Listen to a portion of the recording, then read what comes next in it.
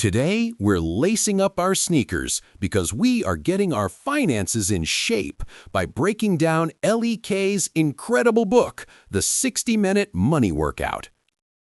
Let's start with a feeling I think we all know. You know that pit in your stomach when you realize you have way too much month left at the end of your money? Yeah, that's what we're talking about. It's that stress of feeling like your finances are the boss of you instead of the other way around. But here's the thing. What if the problem isn't a lack of money? The book argues that the issue is a lack of time and purpose for the money we already have. It's a total game changer, right? It's all about shifting from that constant reactive panic mode to a place of calm, proactive control. And this right here is the core promise of the whole book. 60 minutes a week can completely revolutionize your finances. Think about that. It's such a powerful idea that a small, simple, and consistent investment of your time can create this massive, life-altering change. Yeah, up just 60 minutes, that's it. I mean, think about it. There are over 10,000 minutes in a week. All the book is asking for is just 1 hour. That's a tiny fraction of your time, but it's apparently all it takes to kickstart this whole journey. All right, so let's get into the nitty-gritty. Section 1 is the assessment. And just like any good workout, you can't just jump in, right? You got to know where you're starting from. In the gym, that's maybe stepping on a scale. Well, in finance, it's all about figuring out your money personality. And this is so important. The book says understanding your money personality is the critical first step. It's not about spreadsheets and calculators, not at first. It's about you, your habits, your behaviors. And honestly, this idea is the foundation for everything else we're going to talk about. So let's look at the two main types. Are you a saver? You're naturally cautious, you love building up that cash reserve, but maybe you miss out on some growth opportunities because you're a bit risky. Versus, are you a spender? You're all about enjoying the moment, which is great, but maybe you struggle a little with debt and long-term planning. Now, look, most of us are a mix of both, but figuring out which way you lean, that's a huge first step. Okay, once you know your personality, it's time for Section 2, the cardio. This is your spending plan workout. This is the exercise that gets your financial heart pumping and keeps it healthy. We're talking about creating a spending plan, or, what most of us just call a budget. And the book makes it super simple to start. Forget complicated spreadsheets for a second. It introduces the 10-10-80 rule. It's a really easy framework.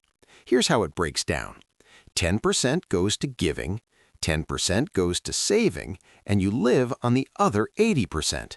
It's a brilliant way to make sure all your bases are covered right from the get-go. So how do you actually do that?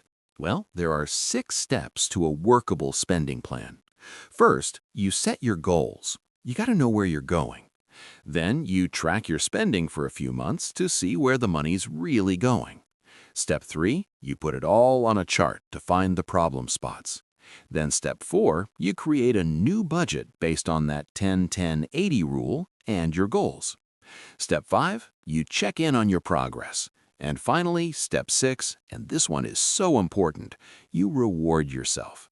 Celebrating those little victories is what makes the whole thing stick.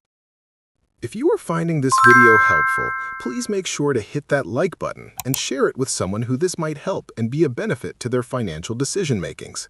Your support means a lot to me and helps the channel grow, allowing the YouTube algorithm to show this content to a bigger crowd.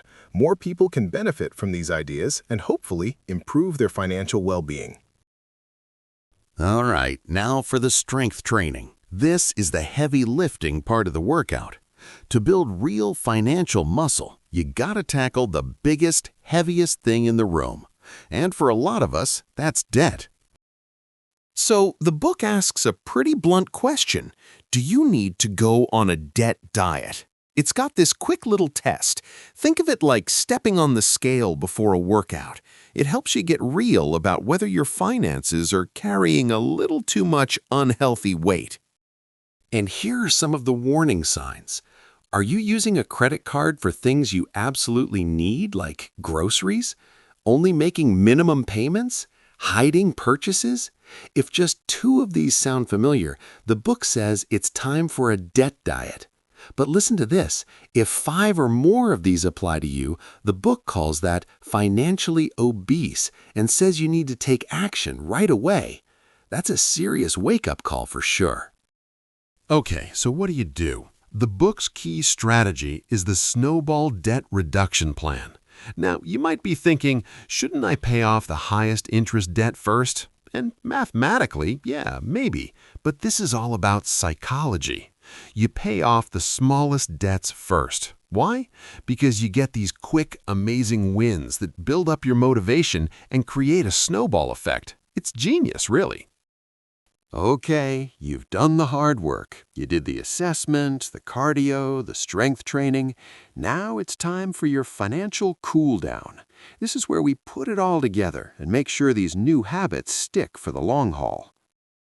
See how it all comes back to this workout idea? This whole thing isn't a one-and-done fix. It's a routine. It's a rhythm. You warm up, you do your strength training and cardio, you check your heart rate, and you cool down. This consistent process is what creates real lifelong financial health.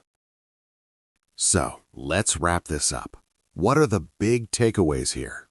Look, getting your money in shape isn't about some complicated theory or having a degree in finance. It's about a simple, consistent workout. Dedicate 60 minutes a week. Know your money personality. Build a spending plan. That 10-10-80 rule is a great place to start. And tackle debt with a plan like the Snowball. The most important thing? Consistency over intensity.